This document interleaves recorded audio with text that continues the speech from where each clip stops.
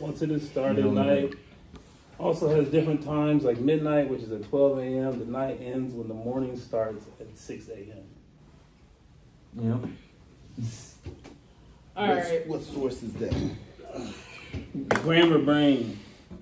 Oh, that's an academic source. Oh yeah. Scholars on that staff. That's the one. We'll talk about that later. There's still more. All right. So. All right. Oh, I ain't got my answers. Look, unprepared. So today we got Mr. G here. You know what I'm saying? We got Mark in the building, Joe, and Dr. Bolton, who obviously forgot his assignment.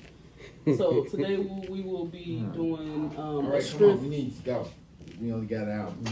Intro. God. I got my answer. Just did. Let her finish her intro, please. Jesus. Don't even worry. Go ahead, Mr. G. So Mr. G is going to lead this exercise.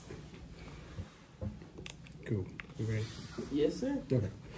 So, based upon the activity, which is what I consider a social emotional activity to some degree, which social emotional learning is a concept in which people are in touch or in tune to how they feel in terms of how well they are with their emotions and how where they are with their surroundings in response to that. So the sheet in which everybody has it and the assignment says those who know their strengths and use them frequently tend to have more success in several areas. They feel happier, have better self-esteem, and more likely to accomplish their goals. To use our strengths effectively, it's important to have a clear idea of what they are and how they can be used. Some of our greatest strengths might be easy to recognize, while others go unnoticed because they feel ordinary to us, even if they aren't. So, in this worksheet, you identify your strengths and ways in which you are already using them. Additionally, you will explore new ways to use your strengths to your advantage. So the instructions are to circle 3 of the options below out of the list of strengths given. If you have some additional strengths, you can add them at the bottom. There are 4 spaces available for you to add. There is a caveat. According to this list, in order for us to recognize how strong our strengths are, to put them in what we call effective statements. So an effective statement is one that affirms who we are or where we are. In this case, I feel my greatest strength is whatever that word you chose, and give the reason why or because. Okay. So Dr. Bolton, go ahead on. Why we gotta start with me? Because your name Doctor. All right, you wanna know what? No, do Joe first. No, do Joe first. I want to do mine. Go ahead. Mine? How you see yourself. So, yes. Okay, wait, we got to break down where this comes from. You gonna qualify this. I owed you from earlier. But now, we got to explain. So, remember in, about 2 videos ago, you explained that there's 3 different versions of yourself. How you see yourself, how others see you, and then who you actually are. So this assignment... That's the only thing you ever listen to. I listen to a lot of stuff. But, anywho, that is how we came to this assignment. So this is a reflection of your statement. Okay. Go ahead, Dr. Bo. Now, in my case, this is not only how people see me. It's not only how I see myself, but this is also who I am. All 3 are together. All right. So what is it? Simpatico. What is it? Go, come on. Number 1, modesty. No. I'm sorry, go ahead. I'm sorry, too soon. My bad. Yeah, I don't know. What? It's on the list. Yeah, I know it's on the list. Hold up, you gotta say because. Or are we doing that? I feel my greatest strength is modesty. Because. Yeah, explain why. Go ahead on. Because even though I am great, Yeah. I still dwell with the minions. Millions. Wow. Okay. That doesn't sound modest at all. Contradicting statement, baby. Yeah, I know, right? Actually, my greatest asset is my humility, but it wasn't on the thing. Yeah, why didn't you write it down then? Yeah, you could have used that one. I was gonna write in mean stuff for Rihanna. But anyway, okay. Modesty, kindness, and love. That's me. Okay, explain kindness and love. Kindness. I am the kindest cat any of y'all know. Uh-huh. It's like Why? Because me, puppies, and kittens. Not helping. Huh? what about love? Yeah, love. Love. I love everybody. Uh-huh. I'm the most loving cat you know. Yeah, I was kind of hoping What? to expand a little bit more. Explain why you love, why you're. Why do I love? Show us examples like in stories Because too, you know that thing. everybody loves me. Okay. What about unconditional love? What about that? Oh, unconditional love only applies. This is not mine, but the greatest statement on unconditional love was made by a comedian. Uh-huh. And it is so true. Only women, Oh. children, and dogs are loved unconditionally. There. Men are only loved by their ability to provide something. I can't think that's For untrue. men, unconditional love does not exist. Okay. You have, I think it was Thoreau that said, you have a point. most men live quiet lives of desperation. Okay. That makes sense to me. And there's actually some more to the statement, but I didn't remember it. I'm actually going to have to commit that to memory. So when you do bring up unconditional love, I think that there's a huge, serious argument that men are not loved unconditionally, and in society in general. In American society, I'm sorry, go on. in American society in particular, women can receive unconditional love. Children receive unconditional love. And in a lot of cases, animals do, but not men. Okay.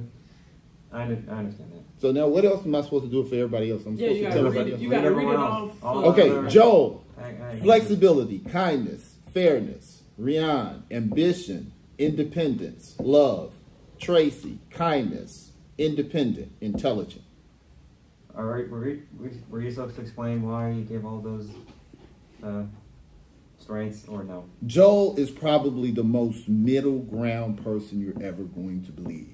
I mean, you're ever going to run into. You're not going to see him in arguments with people. You're not, unless you're talking about Drake.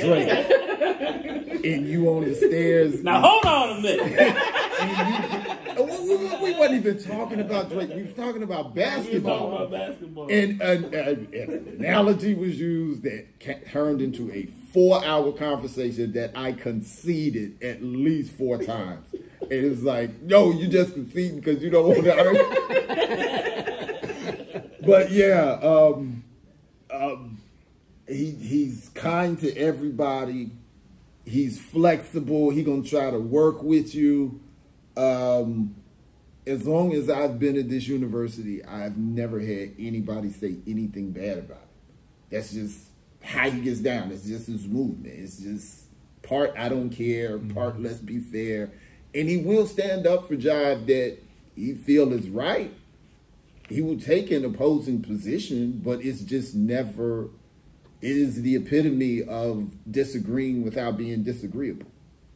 Unless you're talking about So you talking about Drake? Is it nighttime or water wet? Rian is one of the most ambitious young people I have met. Almost independent to a fault.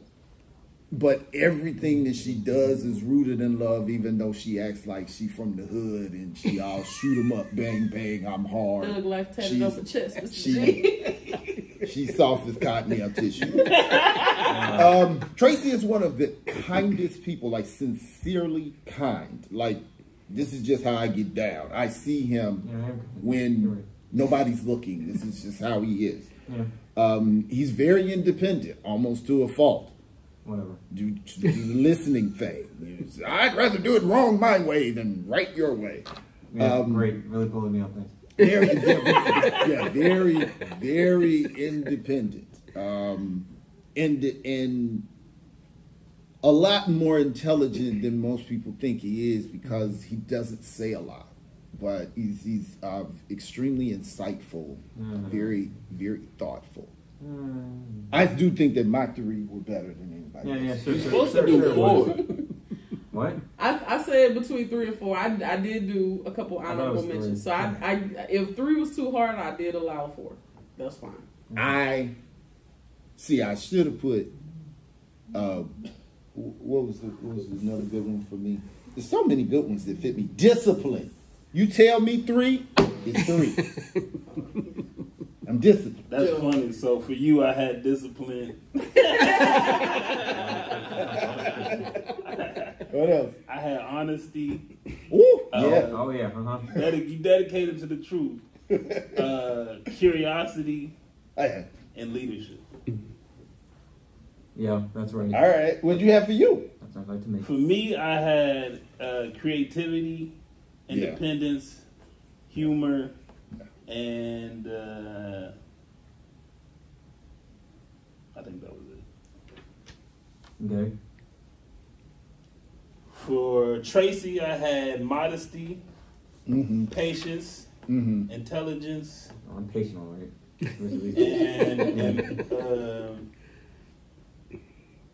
and social awareness. That's right. Okay.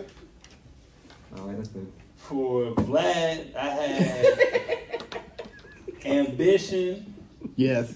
empathy, Cat. independence, and curiosity. All right. I go with that. I don't know about it. Empathy. Too bad. I'm the most empathetic person you know. Oh, you're not gonna like what I have to say. Go ahead. Okay. You up next. Okay, I don't I'll stop go. arguing. Okay. Yeah, I know. Okay. For me, the 3 I chose were modest because I do feel like I tend to downplay my achievements a lot, just so I don't feel like I'm expressing that I'm better than anyone else. Yeah, but you are. No. Just by virtue of your dad. Anyway, I definitely Come from a royal line. Look, I'm modest because I'm proud of everything I've done, but I don't like to think that I'm like high money over everyone else. No, that means you are better than other people. Where they are, I'm just like, I did what I did, but and I'm proud of what I did, but I'm not. Okay, go ahead. Anyway, so I said flexibility. Well, maybe not before, but I'm definitely more flexible now. And then I try to I'm trying to broaden my horizons, not only broaden my horizons, but also sort of work within everyone else's means, to sort of appease people as much as I can, the right people. And then I chose kindness because I'm a kind person. I had kindness. I try to be a kind person. I have no reason to be mean unless they deserve it, unless like awful people. Anyway, so for God, I chose empathy because I think you're an empathetic person. It's 2. Yeah, that's right. Yeah. So, too bad. Your cat means nothing. Take that cap off. Ruin it, burn it. Anyway. Patience, because you have to deal with him. And then cooperation, because, you tend to work with, and I'm saying this because I don't know you as much as he knows you all. But it seems to me you tend to, easily work with people. At least you try to, I think. Anyway, and then you, I chose... Me? Yeah. Oh, I chose assertive because, I don't mean that negative, obviously. I mean that it is your strength because you know exactly what to say, express your point, express your suggestions and all without any timidness whatsoever. I'll take that. You're not scared. You know exactly what to say and how to I say ain't it. never scared. Yeah, that's true. That's definitely a strength of yours. Sometimes it's a fault, but sometimes it's a. True that. It definitely. True that. You definitely hadn't succeeded as far as you have without being assertive. So what? Anyway, ambition, because yeah. I mean that's self-explanatory. You tend to do a lot and sort of go above and beyond what you, I guess, are expected to. You feel like you're expected to do. I mean, you have a car business, and you work here, and you're a doctor. and you've moved like several different states to provide for us. So you've done a lot because you crave that ambition and also the best for everyone around you. So that's a good strength. And then logic, because you're a very logical person. That's what I've been trying to tell everybody. If all y'all would just do is just listen to me, don't even think. Just do what I say. The world would be a better place. I was there. Just you're a very logical person. And then let's see, Joel. So again, I don't know you as much as he does, but I chose honesty because you're very direct about things. Yes. And you're persistent. Why not? And then and then humor because you're very funny. Yes. Okay. Appreciate it. So there we go. That's it. Okay. Here we go. I put you bully people a lot. You ain't even said who. Me in particular. Everybody know who it is. Don't nobody know. Hit dog on holler, Dr. Bolton. All right, now for real. For you, Dr. Bolton, I have intelligence because you're probably one of the most wiser people that I've met. I always say that. He has wisdom. Yeah. I chose love because out of everything you do it in a sense for like your family. I chose leadership, like your idolization of how I'm saying it wrong. Your ideas of how life should be, family, and all of that, and I guess life.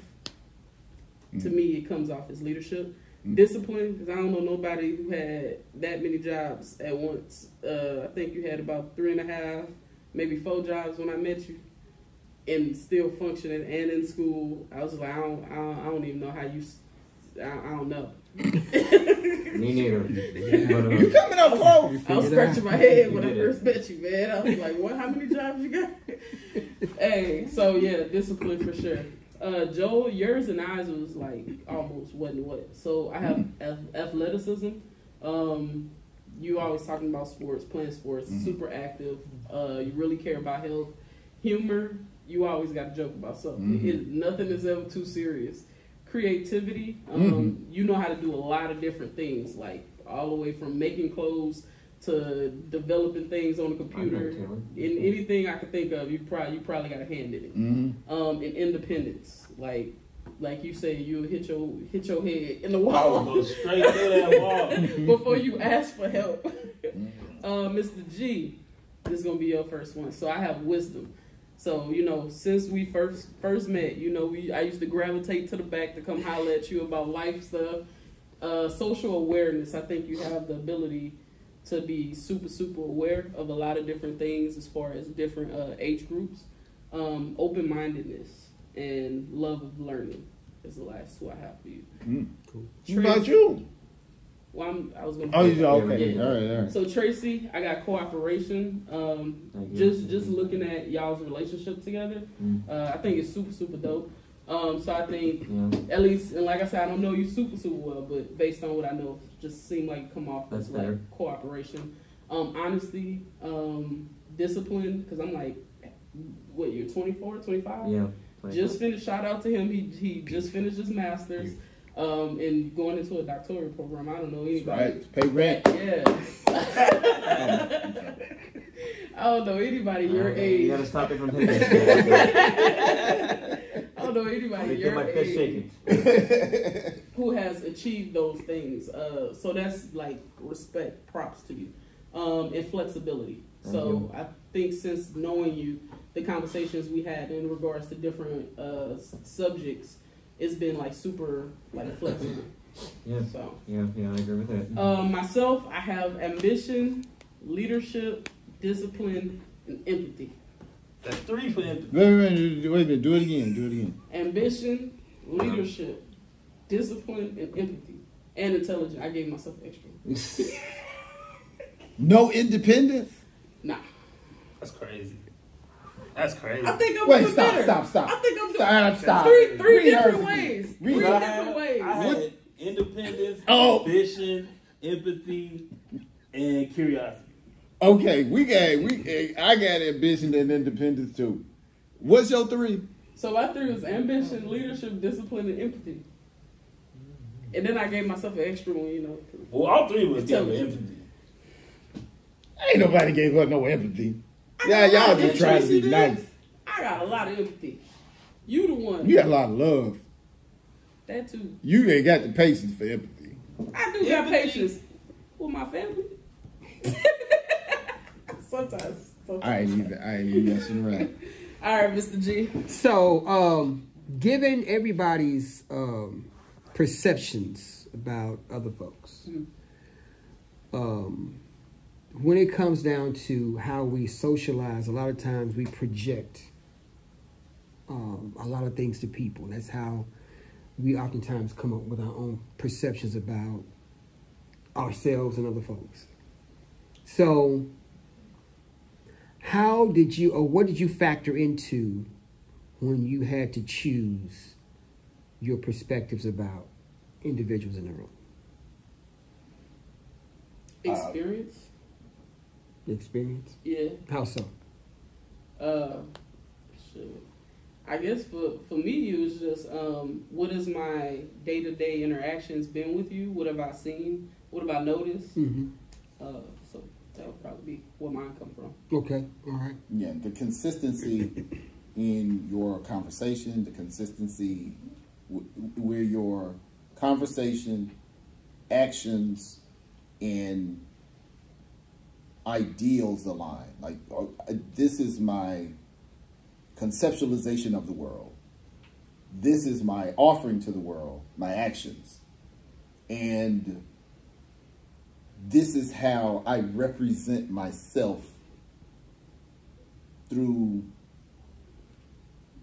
my personal description. Mm-hmm. So in talking to you about you, listening to what you hope to do, Mm-hmm. in watching how you function daily, that was where I pulled those three things from when it comes to these three. Right. Joe, what about you? Yeah, I mean, based off, you know, your ideas and your actions when you kind of put them together. I mean, I think a lot of these words will fit for a lot of us, but I, you know, kind of wanted to highlight the ones that I noticed the most, I guess. Okay, all right.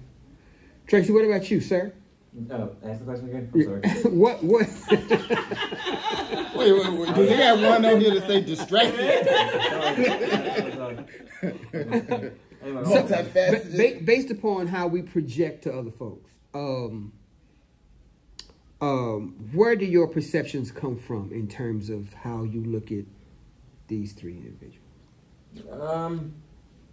Well, when I was picking these terms, I was thinking about very hard about how I, you know, have come to see these people over my lifetime, which of course for all of you guys means like only a few years. For Dad, it's nearly 20. So I feel like I don't these terms. I feel like I got a sense of how I view these people, but if maybe I would have used different words, or because I'm thinking about the words I chose for you, and I'm like, maybe I could have gone with like independent and kindness, and brave too instead. Why independent? I don't know, because I think you're very, you know, you tend to go after you want, like, in a very independent fashion. Like, you tend to do things with discipline, sure. I might be independent outside the home, but I'm extremely dependent I know. on you all at home. I know. I guess it meant when you're just trying to achieve your, like, personal goals that isn't, like, involved in the family, like, you're very independent. Everything I do is about you all. True. Okay. Yeah, I didn't live my life. I'm about to die soon. Everything, all my motivations is for y'all. Maybe I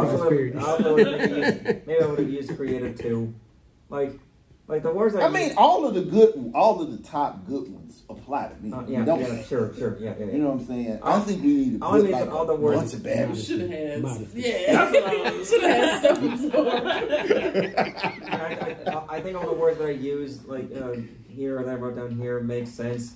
And I don't feel bad about using them, but also I'm like, maybe I think that was, at first I was looking at it, and I didn't like it because all the words were nice. And then I was like, you know what? That's part of the challenge to see which one best fits.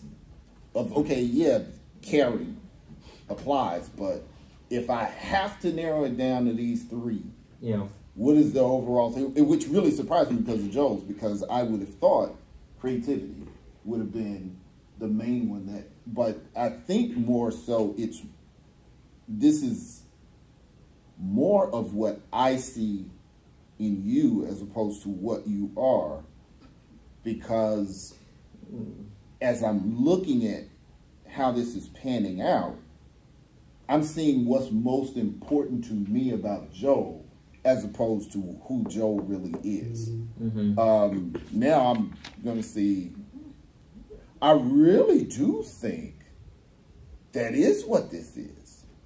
This is what I see in you and not necessarily who you are. I don't know that I have the ability to see who you are aside from what I see in you, because if I'm looking at this, I'm going ambition, independence, and love. That's what I value in you, probably beyond more than in unbiased assessment, so to speak. So perhaps this is an exercise in how you're seen, as opposed to, oh, I just learned something. Yeah. You know, I have a question too. When you guys have perceptions of people, I'm pretty sure you have like several different ideas of who you think they are. You guys ever get the feeling that you have like, out of all those traits, you have like one big trait that sticks out more than the rest, but then that trait sort of tends to fluctuate over time, you know, as like people tend to change and all, or your perception of them tends to like evolve or develop. I think that would be a good exercise. That's me. I think this would be a good exercise with this, and say, okay, of three, if you had to choose one for this person, what would be the one? I think that would be even another level, because then you got to really cut it down to who I see you as. I was going to go back at you because you brought up you couldn't put anything negative, so I was going to give you the opportunity to point out an area. Surly. Well, it's you didn't even let me finish the question. It's a strength exploration, not a weaknesses exploration. or maybe a well, no, area. it's supposed to be a character exploration. It's a strength. What? Oh, it's strength. It's a strength. Well, well, reading is fundamental. Well, I was saying, like, maybe it could be an area in which anybody can improve. Yeah. So that brings me to my next question. Is there any other word or words that you grapple with in response to how you look at somebody else? I don't understand. Is there any other words that are done on the list that you probably could have attributed to somebody else? Oh God, I think any of them. I think any of them. Like I said, Joel is extremely creative. So that is definitely one. I could use brave for you. I could use love for you. Right. Gratitude for a lot of people. We could use intelligence for him. Tracy is adventurous when I want to be. Oh man. So you personally, is there any word or words that were projected to you that you had an aha moment, or you were kind of like, is that really how you perceive me? No. Or did you disagree with? No, I feel like every word they would describe to me, if it makes sense. So I didn't really feel like I was like, oh, I'm offended by this. What? What's going on here? Or even like, I didn't realize that that people thought that way about me. But you know, what were yours for me? Assertiveness, ambition, and logic. Those are my assertive, ambition, and logic. Honestly, I'm thinking about that. Not even. Yeah, I think all of these words were words that. I mean, yeah, that makes sense, but honestly, I think love is probably how is a loving person how I see you the most, even compared to all the three I put down here. You're a cooperative person, a persistent person. I should have put that down. Did I put love for me? Yeah, I did. Yeah, at the end of the day, you're a loving person. Yeah. You care for the people you care about. So people. Yeah. That you called minions the other day, so, you know. That was not the other. I can love minions. Call them minions. That's not. I can love minions. You are what you are. That's okay. Okay, yeah, people don't like being called minions. Their like don't change the truth. Yeah, that's okay. The truth don't care about your feelings. It's people that's above you. It's people that's below you. You got to know if you're below. Okay, well, unfortunately, people don't like hearing that. Okay, maybe they can think that, but people don't need to say it out loud. The truth care about your feelings. They don't care. They don't doesn't care. care. They don't care. These is facts and giving you pearls. They do care. Trust me. So that being said, there's a statement that goes, you might be a hero in a lot of people's books, but in somebody's book, you are a villain. Yep, I believe that. Oh yeah, I definitely think that's factual. Absolutely. But I think that comes as you grow. Like, I don't think we don't know that we are who we are to somebody until somebody points it out. So, like Dr. Bolton likes to say, I'm mean. I can be mean. Very. It just depends on who you are. Surly. Nah, not so. Just mean. You know. Is that with certain people though? Hell yeah, you know. You already know me. I'm a Cancer. That's for everybody. Everybody. Yep. So if they were to see that, what and say to me? yeah, would you think that would change their opinion that they have about you on that list? Nah, I think that's also a part of me. So it would be like an addition. It would be, yes, Rick, DJ Vlad is these things. But I also have the ability to be me. You get what I'm saying? Yeah. Yeah, I mean, if you could accept like what some people say about you, like I guess being mean, for an example, then you're able to sort of digest that a lot easier. I mean, if you accept that you're mean, I was and everyone else surprised saying you're mean at doesn't kindness matter. on mine. But, Just not that I'm mean, but You're nice to everybody. I just didn't think it. I don't really talk to a lot of people. You talk to everybody. but when you do talk to them, I mispronounce everybody's name I don't know that work here. The people whose name I do know, I pronounce it wrong. You know the people's names. You keep in touch with them after they're here. They You know, call me. I'm saying, yeah, you are probably the nicest person that works here and have been consistently so. If we on the 6th floor, if we at the student I try desk, not to be nice. That's a yeah, you can't help it. failing. you just try to be you, and that you being you is you being nice. So it is gonna happen. I'm just saying, yeah, you just can't help it. This is how you get down. You know. I mean, I'm not saying I'm not nice. I didn't think it would be my top 3. That's Oh, what I yeah. said. Yeah. So do you feel like all your attributes that people have either projected to you or you projected to other folks? Do you think that they are more conscious or non-conscious? Conscious. What? It How depends so? on How who so, is Joe? you. Because I feel like we've lived life long enough to kind of dissect ourselves a little bit and mold ourselves a little bit. So, you know, at one point in time, I feel like you decided, I'm going to just be honest with everybody. Because it's the truth. If I give you the truth, then we ain't got no confusion or anything about it. I think a lot of the stuff we do, we become aware. Like, I put independence for me and you, and I think at some point in time, we made a decision like, hey, look, we all we got, so it's just gonna be like that from here on out. Even if you're not in an independent situation, you can still push yourself independently. You know, like I think most of that stuff is conscious, and at least at some point in time in life. Maybe not all the time. Though. Tracy, what about you? You think most of the stuff that people have said tonight, are you more not unconscious or non-conscious or conscious about it? About like what everyone says to Yes, me. about projected you. I mean, I would say that I'm pretty conscious about pretty much everything that everyone said to me tonight, because yes, I always think of myself as a kind person, as a modest person, as an intelligent person. But that's also because I've spent years and years like really like dissecting and understanding myself so that I can progress forward through life without any complications. You know. So the better I understand myself, the easier I feel my life can be, so that I can just sort of live life the way I want to without like thinking to myself, or without like hearing what other people say about me and being like, oh, I don't believe that, I don't believe that. So, and so when people have said these things, I'm like, yeah, no, that makes sense, because understand that I can be that person and all. And now, in general, I'm not sure how. I think most people are generally aware of how they perceive themselves. I'm not sure people are aware of how other people generally see them. I think most people have an idea of what people want to see, and so they sort of curate their characteristic around that. But when they actually hear from other people like who they think they are, they tend to get really defensive, and they are like, "No, that's not true. I know I'm this person, so I don't believe you." And it creates this like real dichotomy between like how they act and how they feel like they act, and that causes a huge issue.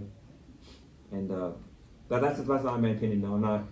I haven't studied like all 8 billion people on the planet to really just understand that, but that's how I tend to see it. Anyway. I agree with that. Okay, great. I got one. I got one person. Does anyone else agree with that? Or? Yeah, I think how you are seen, you're completely unconscious of. Yeah. Especially when you get north of 50. Yeah. Because you have so many things that you've passed the point in life where you're trying to get people to see stuff, and you're more consumed with doing things. So it's an opportunity when you have an occasion where people articulate to you how you're seen, because that's more important to you when you're younger. Once you get older, you're more, you have different priorities, and I think you become less and less conscious of it. I know my father is more conscious. He's more inquisitive on how he's perceived after 70. So do you think that came from his experience with the world and people telling him, like, I guess projecting onto him, hey, this is how I see you, or no? I think when you start to reach the age of mortality, where mortality is imminent, you begin to look at what your footprint was. Yeah. And so, like, now it's not that I don't care what people think. I don't really inquire because I'm moving. But I notice late 60s, definitely post 70, he's been kind of asking for his report card. He's been asking for, what's my fingerprint? How am I, so. How's my behavior affecting you all or something? Who have I been to you? How was I seen at this point? Did it change over time? Yeah. And wanting to reconcile or gain an understanding of the track record. It's really interesting. Because my father was like, hey, I did what I could, did the best I thought I could at the time, get over it. But now, he's a lot more humble in his accomplishments, but apologetic in his errors. And I have to get him to understand, just like I try to get him to understand, or his mama is really who I need to get to understand. He needs my failures as well as my accomplishments, because he learns equally from both. And that's what I was trying to tell Daddy. It's 8 billion people on Earth. Really? I need you. Out of everyone in the universe, were chosen for me. So you were the perfect person. So exactly what I needed, you have. Failures, accomplishments alike. So that's something. So when he pointed out, I thought it was very astute, that you are much less conscious of how people see you, because we're made to see out. We don't see us. Yeah. So, okay. Yeah, it's not working. All right, don't worry about it. We got another one on. So that being said, because I agree with you wholeheartedly, because before my father passed, he became the same way. Became very emotional. Yeah. I love you. I'm like, yeah. What was that 30 years ago, dog? Yes. Well, I gave you everything I could, but So I think at a certain point in time, it becomes more about legacy Yeah. than it does agency. I think it becomes more about how do you feel about what I've done for you, as opposed to what I've done to you. Right. Like, because that's important, because I think when you pour so much into people, because our fathers were probably raised about the same time, and we've always been more about doing. I think before my mother passed, my father was like, he was very remorseful because one thing he said was, I spent too much time working and not being on vacation. Yeah. Yeah. And not sharing. And then, so it was important for him once he got to an age to where he said, well, I'm tired. But how do you feel about, basically, what do you feel about what I've done? So he needed more affirmation, spiritually, emotionally, and mentally, to know that he did a good job based upon what his dad gave him or what his grandfather gave him. And I think that's where we are. I think for younger people, they have a lot of blind spots because they haven't gone through life to see what that looks like. So our perception may be a little different than a lot of people's perspectives because we've seen some things. We've seen the parade, right? We've seen the clowns, the politicians, we've seen the cheerleaders, we've seen all of that. Now we're trying to prepare everybody else for what that might look like. But we want to know that we've passed down something to everybody that they can take with them. Maybe not all of it, but some of it. And I think we lose sight of that sometimes because we're so busy. We're so busy doing things. But it gets to a point in time, it's like, shit, this is it. I mean, my days are numbered. I got more days behind me than I got in front of me. And we start to thinking that's kind of where I am. But I see both sides of the fence though, right? I still got some stuff to do, but I see where I've come. I see where I've come from. So my next question is, based upon y'all's lists, you all's list, do you think other people outside of here have the same opinion in response to if we would do this activity with somebody else not in here? No. Hell no. Why not? So I told this to Joe before. I don't think that I present well when I first meet people. That's personally I was like, because I don't know you, but I'm very standoffish. So a lot of these things may be to me it may be very negative. But what Joe said, I don't believe it. I'm like, she be talking to with all kinds of people. I show her she got new friends. I don't even know who they are.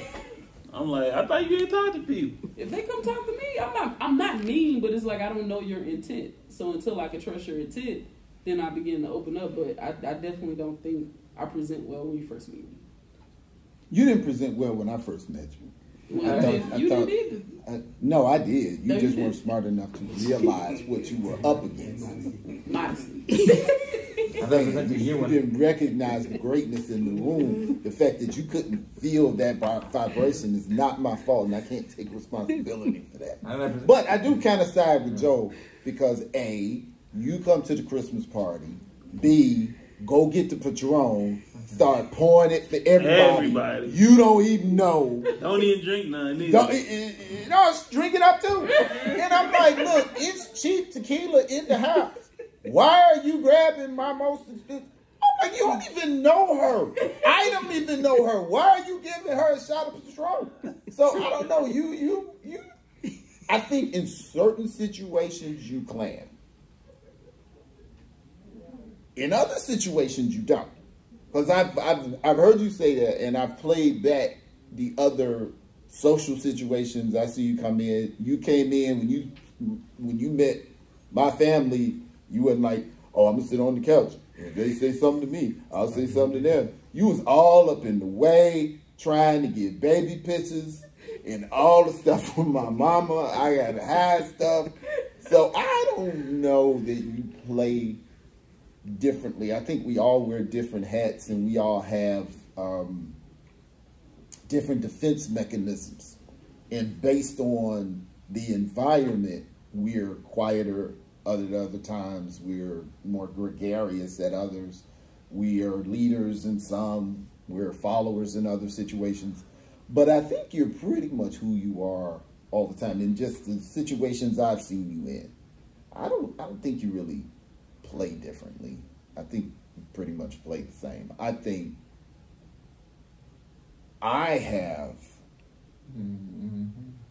a much different effect on people, and that is consistent. What do you mean by that? Elaborate. There's very few people that can take me or leave me. Like, no darn well, he's all right. No.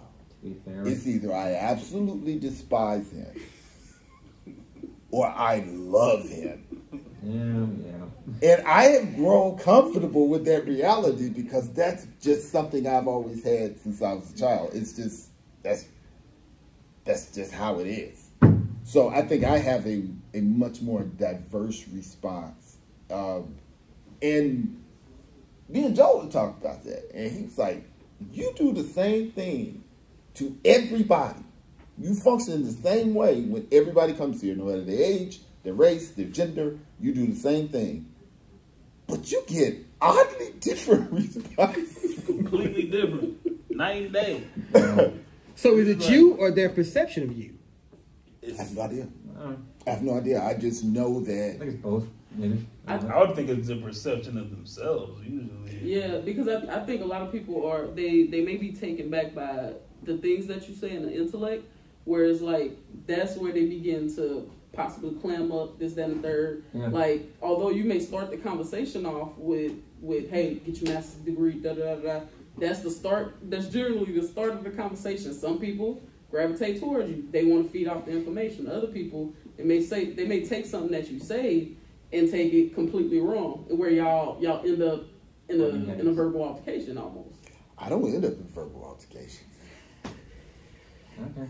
I don't. I don't. I shut stuff down, and if we rock, we rock.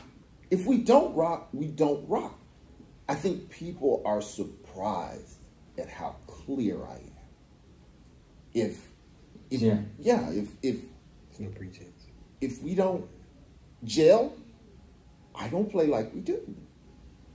Yeah. I don't. It's not. I'm not. You don't exist to me. That's that July. You know, July 12th. Like that. It's no hello, it's no goodbye, it's no how you doing, it's no good morning.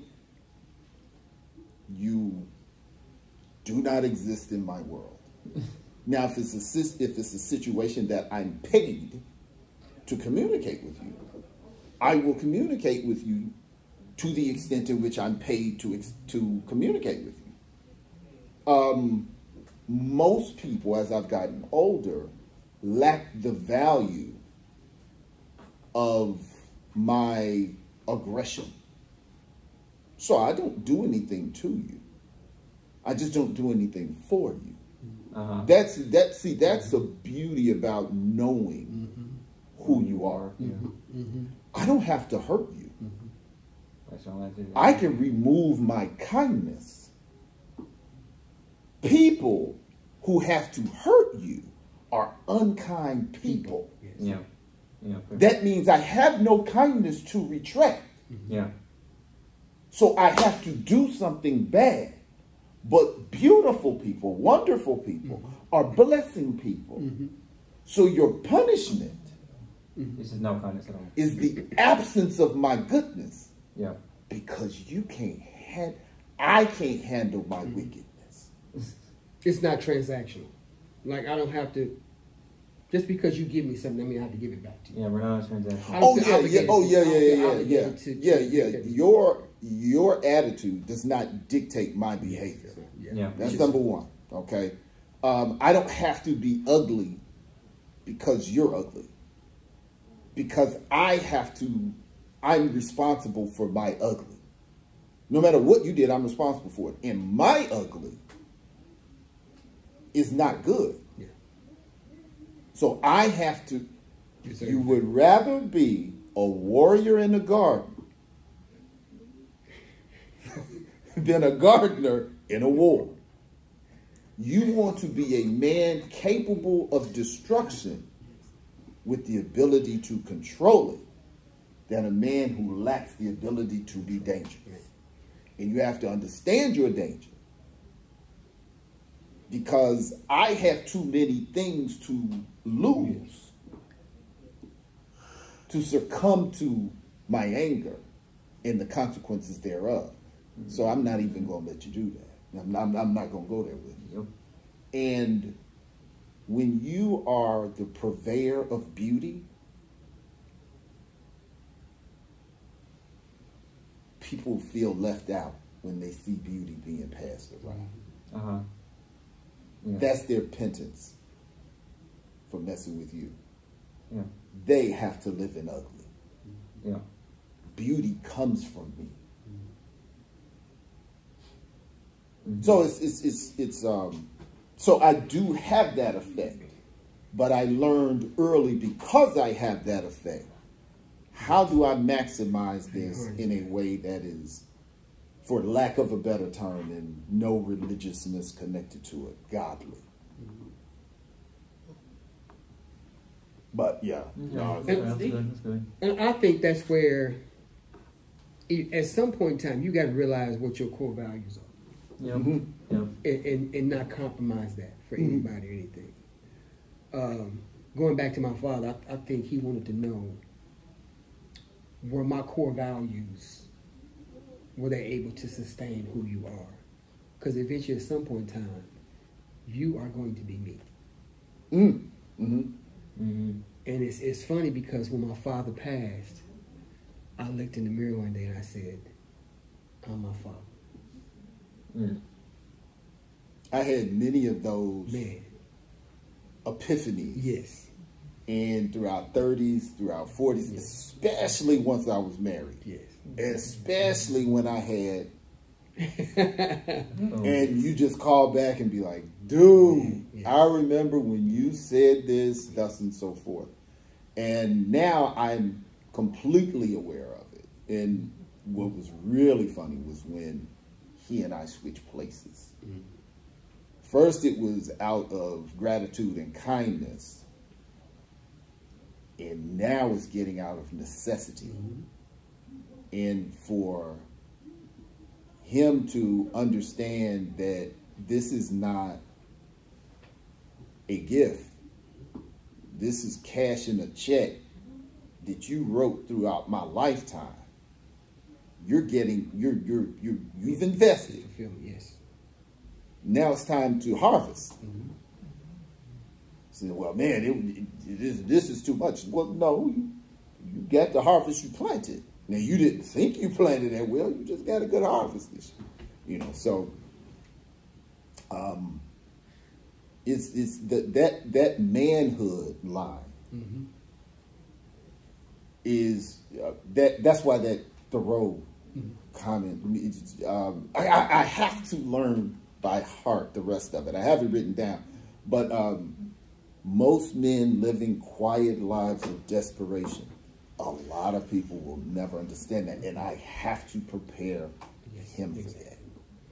It's not just, oh, get the degrees and I'll leave you the business and this. No, it's going to suck. That's why I'm getting, your intellect is armor.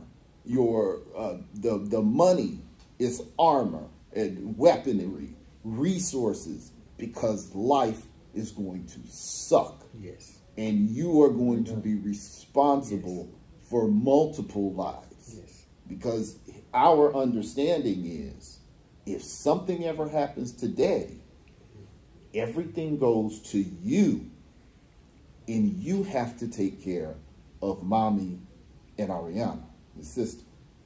So he doesn't have to know how to do my businesses. But most men lead lives of quiet desperation and go to the grave with the song still in them. Oh man, That's it. you have to be a man. Thank you. You have to be a man. I feel, and I would love any woman to challenge me on this. You would have to be a man to understand that statement. What about a single mother?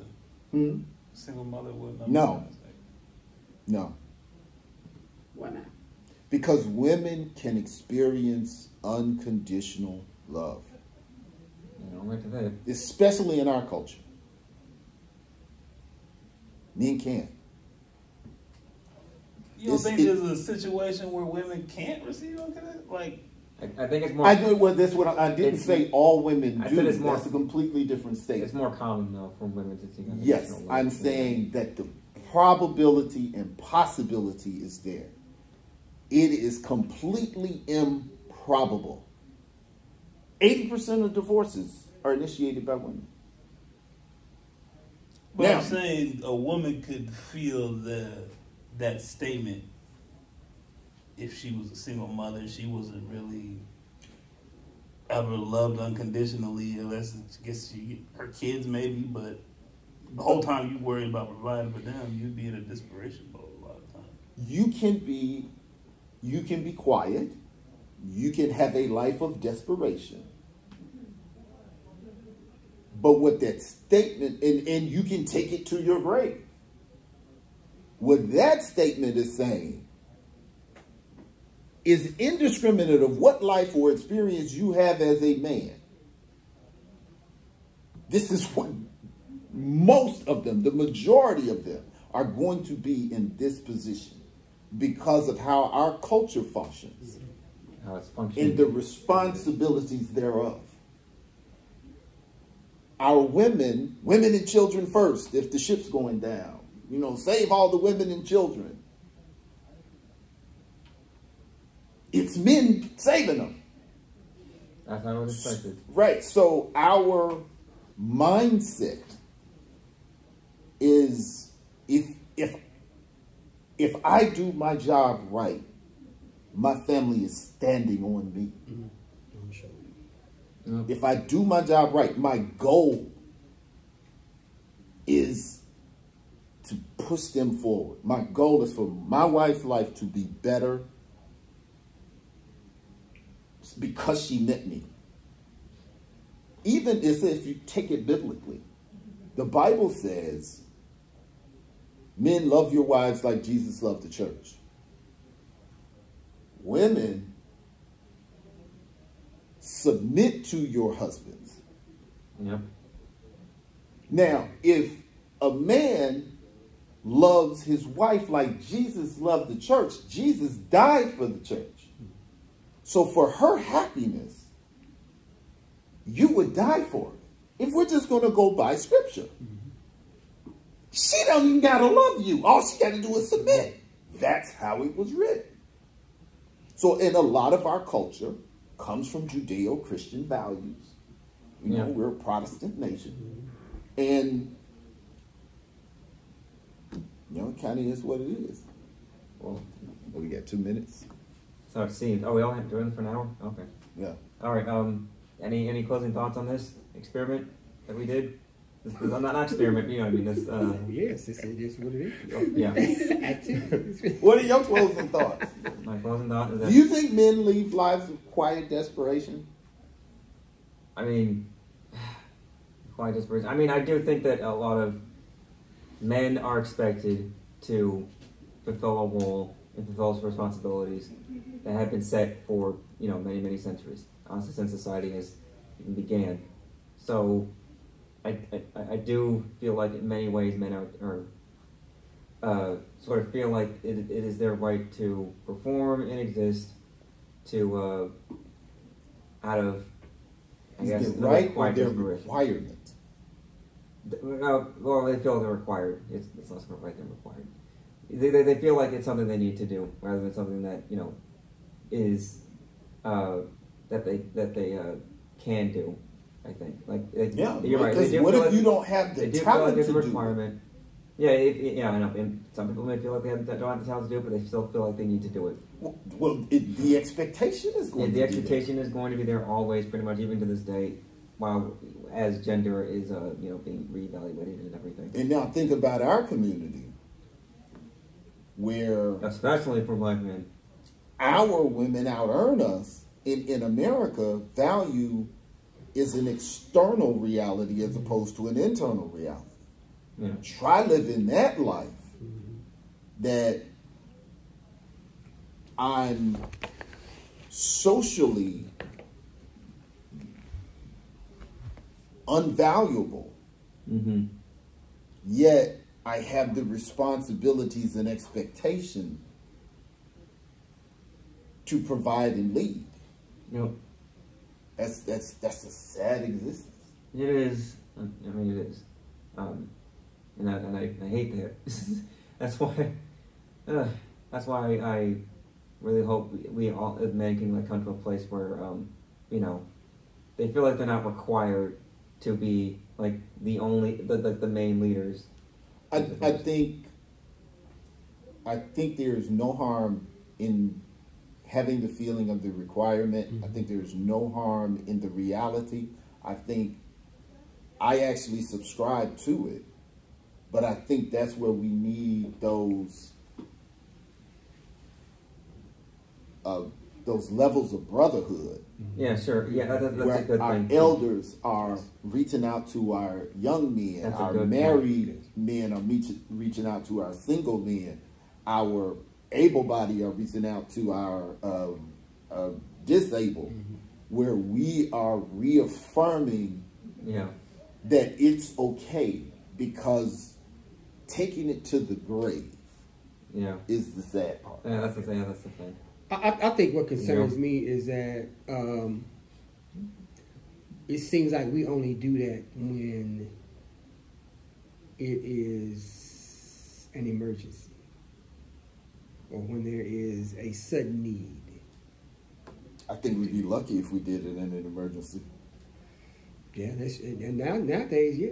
Back in the day, when we were growing up, I think there was a community set in place to where if something happened, I know in my community, we would just band together and say, no, this is how we're going to do it. Yeah, see, that's the problem with how society expects men to be like the responsible caretakers, is that it kind of requires men to be closed off about their feelings about, being the leaders and protectors. I think that can happen.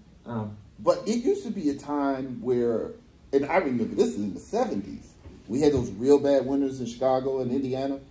All of the men would come out with their shovels and snow blowers, and they would work together. As a community, you see that less. So as times change, it affects differently, and at the same time, our women need their sisterhood. And I think a lot of people have just gotten so individualistic. That the subjective has really taken over the objective. A wonderful book is called Fantasyland. It's a slow read, it's a hard read, because it just drags out. And if you are not a religious person, it is really hard to read, because the beginning is talking about how this subjective mindset of America really came out of Christianity. Because it talks about mainstream Christianity, and it talks about the Lutheranism and Protestantism and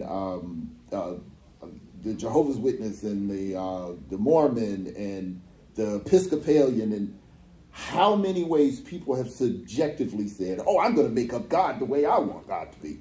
And then we're shocked when we have people are now saying, I'm not the gender that I am. But it's like, wait a minute, look at how America has formed with this Barnum and Bailey. We know this is not true, but we're going to present it as true. WWE, we know, this is billion-dollar industry over stuff that we know is scripted, blah, blah, blah, blah, blah. So, that being said, I think we got to wrap this one. Okay. We gotta go back to work. Yes. Everybody, bye.